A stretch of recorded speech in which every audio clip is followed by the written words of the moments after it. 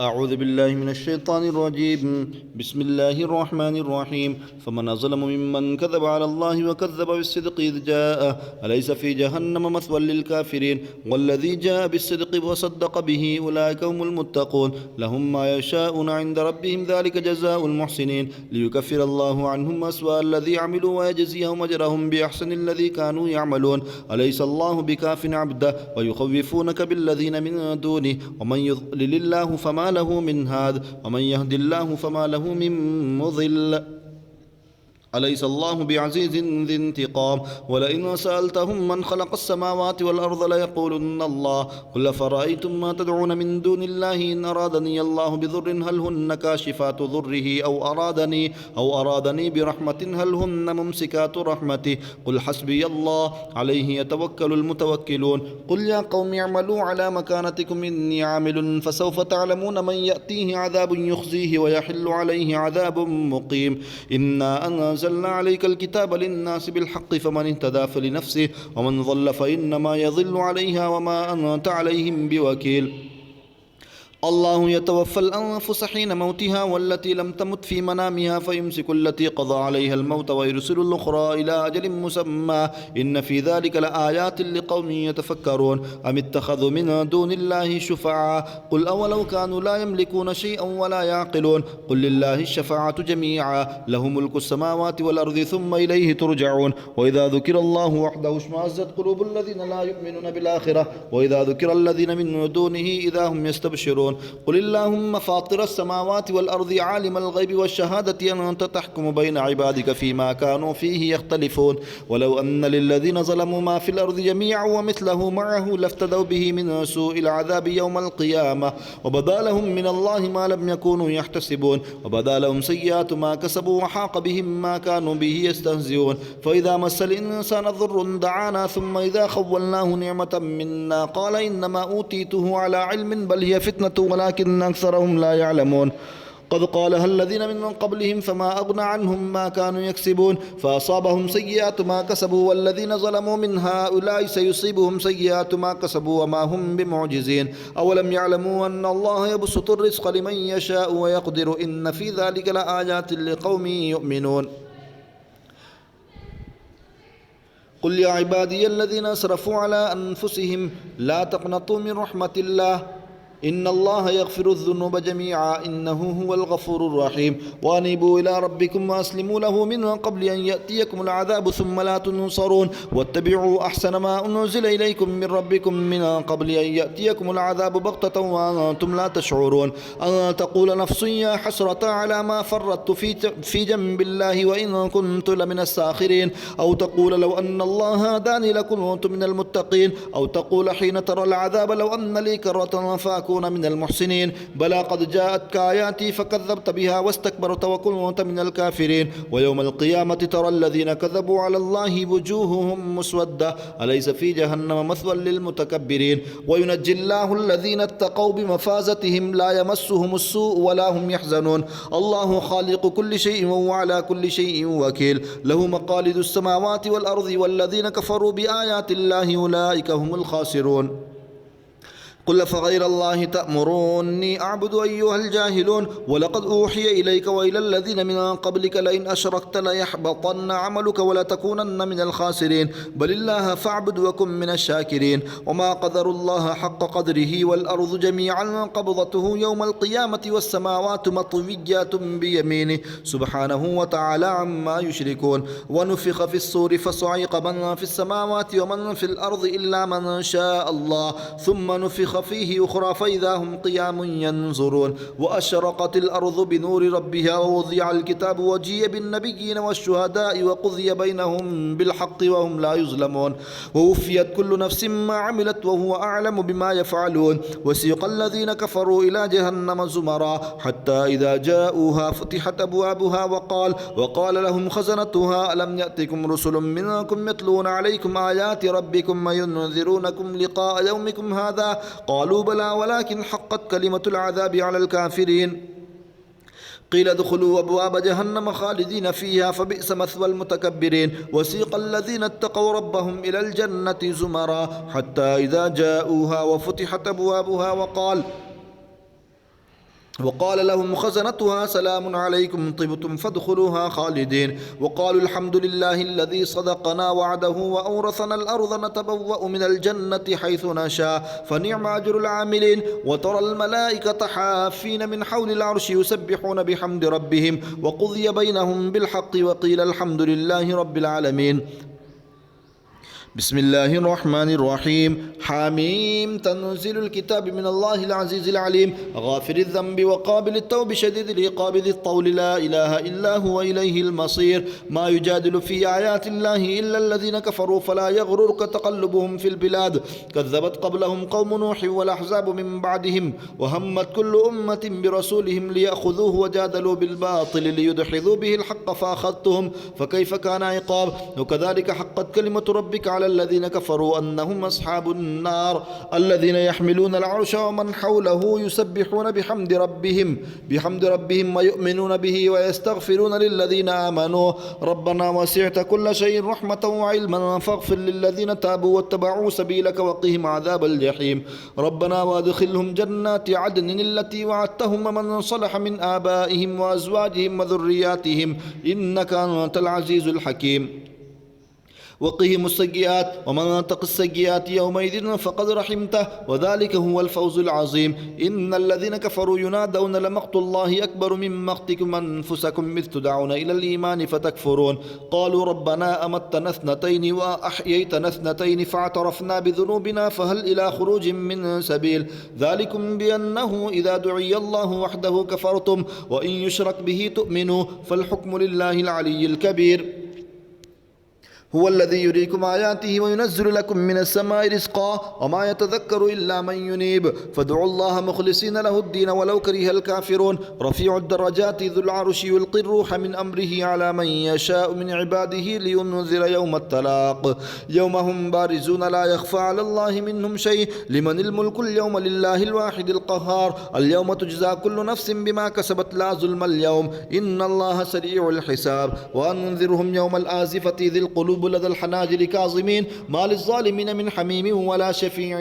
يطاع يعلم خائنة الأعين وما تخفي الصدور والله يقضي بالحق والذين يدعون من دونه لا يقضون بشيء إن الله هو السميع البصير.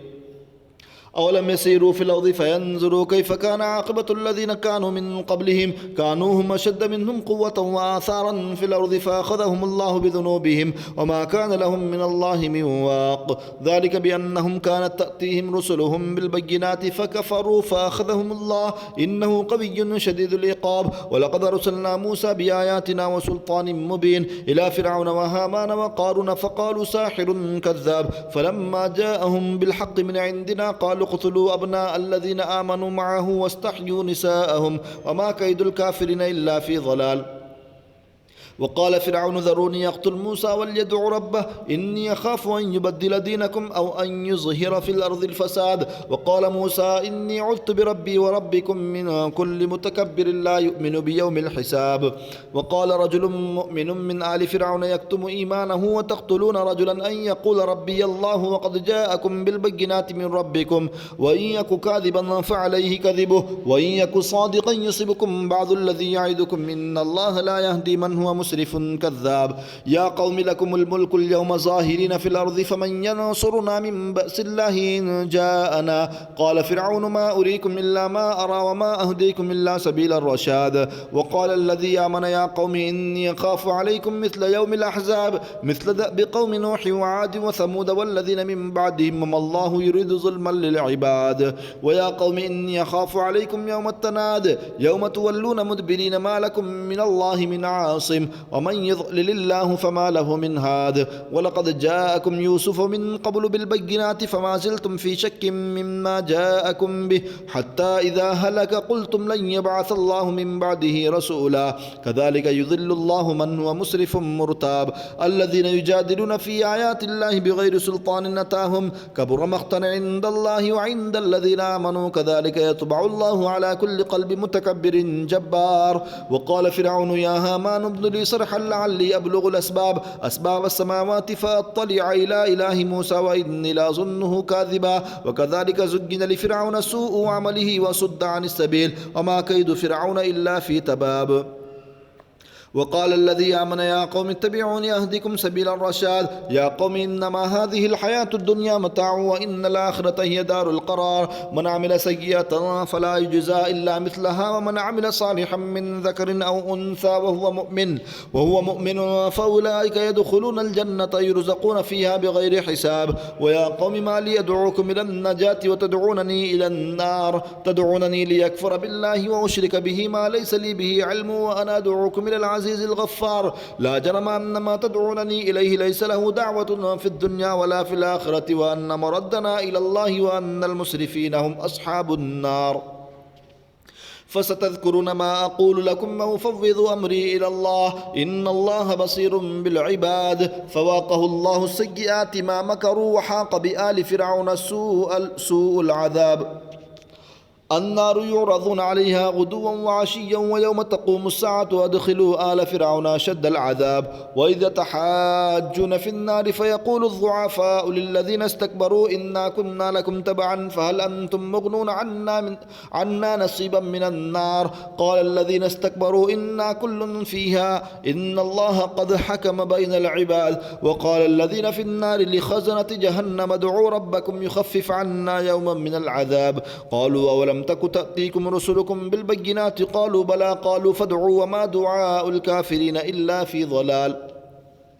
إنا لننصر رسلنا والذين آمنوا في الحياة الدنيا ويوم يقوم الأشهاد يوم لا ينفع الظالمين معذرتهم ولهم اللعنة ولهم سوء الدار ولقد آتينا موسى الهدى وأورثنا بني إسرائيل الكتاب هدى وذكرى لأولي الألباب فاصبر إن وعد الله حق واستغفر لذنبك وسبح بحمد ربك بالعشي والإبكار إن الذين يجادلون في آيات الله بغير سلطان أتاهم من في صدورهم إلا كبر ما هم ببالغيه فاستعذ بالله إنه هو السميع البصير لخلق السماوات والأرض أكبر من خلق الناس ولكن أكثر الناس لا يعلمون وما يستوي الأعمى والبصير والذين آمنوا وعملوا الصالحات ولا المسيء قليلا ما تتذكرون إن الساعة لآتية لا ريب فيها ولكن أكثر الناس لا يؤمنون وقال ربكم ادعوني أستجب لكم إن الذين يستكبرون عن عبادتي سيدخلون جهنم داخرين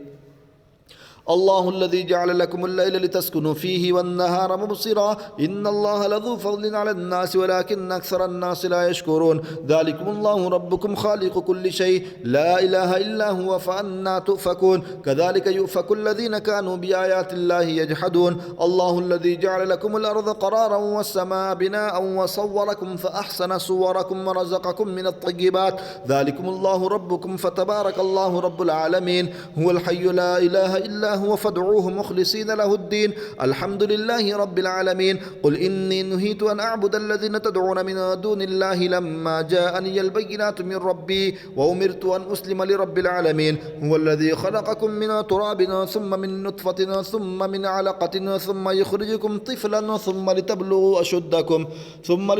أشدكم ثم لتكونوا شيوخا ومنكم من يتوفى من قبل ولتبلغوا أجلا مسمى ولعلكم تعقلون هو الذي يحيي ويميت فإذا قضى أمرا فإنما يقول له كن فيكون ألم تر إلى الذين يجادلون في آيات الله أنى يصرفون الذين كذبوا بالكتاب وبما أرسلنا به رسلنا فسوف يعلمون إذ الأغلال في أعناقهم والسلاسل يسحبون في الحميم ثم في النار يسجرون ثم قيل لهم أينما كنتم تشركون من دون الله قالوا ضلوا عنا بل لم نكن ندعو من قبل شيئا كذلك يضل الله الكافرين ذلكم بما كنتم تفرحون في الأرض بغير الحق وبما كنتم تمرحون ودخلوا أبواب جهنم خالدين فيها فبئس مثوى المتكبرين فاصبر إن وعد الله حق فإما نرينك بعض الذي نعدهم أو نتوفينك فإلينا يرجعون ولقد أرسلنا رسلا من قبلك منهم من قصصنا عليك ومنهم من لم نقصص عليك وما كان لرسول أن يأتي بآية إلا بإذن الله فإذا جاء أمر الله قضي بالحق وخسر هنالك المبطلون الله الذي جعل لكم الأنعام لتركبوا منها ومنها تأكلون ولكم فيها منافع ولتبلغوا عليها حاجة في صدوركم وعليها وعلى الفلك تحملون ويريكم آياته فأي آيات الله تنكرون أفلم يسيروا في الأرض فينظروا كيف كان عاقبة الذين من قبلهم كانوا أكثر منهم أشد قوة وآثارا في الأرض فما أغنى عنهم ما كانوا يكسبون فلما جاءتهم رسلهم بالبينات فرحوا بما عندهم من العلم وحاق بهم ما كانوا به يستهزئون فلما رأوا بأسنا قالوا آمنا بالله وحده وكفرنا بما كنا به مشركين فلم يك ينفعهم إيمانهم لما رأوا بأسنا سنة الله التي قد خلت في عباده وخسر هنالك الكافرون بسم الله الرحمن الرحيم حميم تنزيل من الرحمن الرحيم كتاب فصلت آياته قرآنا عربيا لقوم يعلمون بشيرا ونذيرا فأعرض أكثرهم فهم لا يسمعون وقالوا قلوبنا في يكنة مما تدعونا إليه وفي آذاننا وقر ومن بيننا وبينك حجاب فاعمل إننا عاملون قل إنما أنا بشر مثلكم يوحى إلي أنما إلهكم إله واحد فاستقيموا إليه واستغفروه وويل للمشركين الذين لا يؤتون الزكاة وهم بالآخرة هم كافرون إن الذين آمنوا وعملوا الصالحات لهم أجر غير ممنون قل أئنكم لتكفرون بالذي خلق الأرض في يومين وتجعلون له أندادا ذلك رب العالمين وجعل فيها رواسي من فوقها وبارك فيها وقدر فيها أقواتها في 4 أيام سواء للسائلين ثم استوى إلى السماء وهي دخان فقال لها وللأرض ائتيا طوعا أو كرها قالتا أتينا طائعين فقضاهن 7 سماوات في يومين وأوحى في كل سماء أمرها وزينا السماء الدنيا بمصابيح وحفظا ذلك تقدير العزيز العليم فإن أعرضوا فقل أنذرتكم صاعقة مثل صاعقة عاد وثمود إذ جاءتهم الرسل من بين أيديهم ومن خلفهم ألا تعبدوا إلا الله قالوا لو شاء ربنا لأنزل ملائكة فإنا بما أرسلتم به كافرون فأما عاد فاستكبروا في الأرض بغير الحق وقالوا من أشد منا قوة أولم يروا أن الله الذي خلقهم هو أشد منهم قوة وكانوا بآياتنا يجحدون فأرسلنا عليهم ريحا صرصرا في أيام نحسات لنذيقهم عذاب الخزي في الحياة الدنيا ولعذاب الآخرة يخزى وهم لا ينصرون وأما ثمود فهديناهم فاستحبوا العمى على الهدى فأخذتهم صاعقة العذاب الهون بما كانوا يكسبون ونجينا الذين آمنوا وكانوا يتقون ويوم يحشر أعداء الله إلى النار فهم يوزعون حتى إذا ما جاءوها شهد عليهم سمعهم وأبصارهم وجلودهم بما كانوا يعملون وقالوا لجلودهم لما شهدتم علينا قالوا أنطقنا الله الذي أنطق كل شيء وهو خلقكم أول مرة وإليه ترجعون وما كنتم تستترون أن يشهد عليكم سمعكم ولا أبصاركم ولا جلودكم ولكن ظننتم أن الله لا يعلم كثيرا مما تعملون وذلكم ظنكم الذي ظننتم بربكم أرضاكم فأصبحتم من الخاسرين فإن يصبروا فالنار مثوى لهم وإن يستعتبوا فما هم من المعتبين وقيضنا لهم قرناء فزينوا لهم ما بين أيديهم وما خلفهم وحق عليهم القول في أمم قد خلت من قبلهم من الجن والإنس إنهم كانوا خاسرين وقال الذين كفروا لا تسمعوا لهذا القرآن والغوا فيه لعلكم تغلبون فلنذيقن الذين كفروا عذابا شديدا ولنجزينهم أسوأ الذي كانوا يعملون ذلك جزاء أعداء الله النار لهم فيها دار الخلد جزاء بما كانوا بآياتنا يجحدون وقال الذين كفروا ربنا أرنا الذين يضلانا من الجن والإنس نجعلهما تحت أقدامنا ليكونا من الأسفلين إن الذين قالوا ربنا الله ثم استقاموا تتنزل عليهم الملائكة ولا تخافوا ولا تحزنوا وابشروا بالجنة التي كنتم توعدون نحن أولياؤكم في الحياة الدنيا وفي الآخرة ولكم فيها ما تشتهي أنفسكم ولكم فيها ما تدعون نزلا من غفور رحيم ومن أحسن قولا ممن دعا إلى الله وعمل صالحا وقال إنني من المسلمين ولا تستوي الحسنة ولا السيئة ادفع بالتي هي أحسن فإذا الذي بينك وبينه عداوة كأنه ولي حميم وما يلقاها إلا الذين صبروا وما يلقاها إلا ذو حظ عظيم وإما ينزغنك من الشيطان نزغ فاستعذ بالله إنه هو السميع العليم ومن آياته الليل والنهار والشمس والقمر لا تسجدوا للشمس ولا للقمر واسجدوا لله الذي خلقهن إن كنتم إياه تعبدون فإن استكبروا فالذين عند ربك يسبحون له بالليل والنهار وهم لا يسأمون سجدة تلاوة الله أكبر الله أكبر. ومن آياته أنك ترى الأرض خاشعة فإذا أنزلنا عليها الماء اهتزت وربت إن الذي أحياها لمحيي الموتى إنه على كل شيء قدير. إن الذين يلحدون في آياتنا لا يخفون علينا فمن يلقى في النار خير أم من يأتي آمنا يوم القيامة اعملوا ما شئتم إنه بما تعملون بصير. إن الذين كفروا بالذكر لما جاءهم وإنه لكتاب عزيز لا يأتيه الباطل من بين يديه ولا من خلفه تنزيل من حكيم حميد. ما يقال لك إلا ما قد قيل للرسل من قبلك إن ربك لذو مغفرة وذو عقاب أليم. ولو جعلناه قرآنا أعجميا لقالوا لولا فصلت آياته أعجمي وعربي قل هو للذين آمنوا هدى وشفاء والذين لا يؤمنون في آذانهم وقر وهو عليهم عمى أولئك ينادون من مكان بعيد. ولقد آتينا موسى الكتاب فاختلف فيه ولولا كلمة سبقت من ربك لقضي بينهم وإنهم لفي شك منه مريب. من عمل صالحا فلنفسه ومن أساء فعليها وما ربك بظلام للعبيد.